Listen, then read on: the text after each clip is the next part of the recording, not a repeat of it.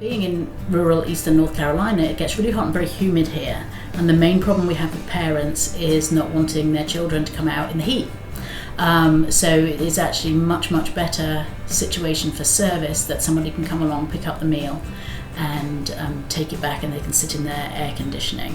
The other situation too is with non-congregant is that we can actually send a breakfast for the following morning as well at the same time. So we're actually covering 2 meals instead of just the one. I think people would like for us to be able to do non-congregant. I think participation is higher in sites as a result of being non-congregant. They get a breakfast and a lunch every day, even on Fridays, because what we do on Thursday, we'll send home the meals on Friday. We did get that approved.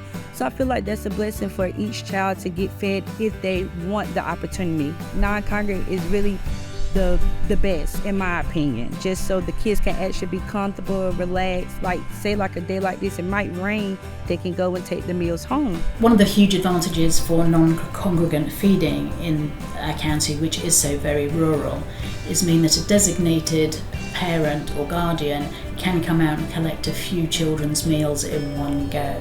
This cuts down on the worry about not being able to go out to one of the appropriate sites for meal pickup or eating at a congregant site. And again, I think that takes a lot of stress off the parents when their friend or neighbour with a signed document can pick up on behalf of the families in the area. That's huge. This year we reached out to our transportation department and asked them where their key pickup spots were. And then we actually got in the vehicle, drove around to see where we could then set up a site. We did a lot of marketing where we got the word out, like with different organizations and like social service.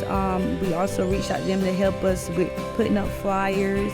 We couldn't do it without partnerships.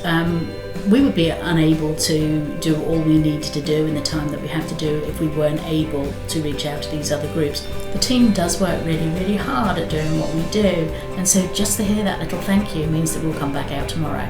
It takes a really solid, caring team that really wants to go out into the community and do a good job. Without all those people, Beaufort County could not have a successful summer meals programme.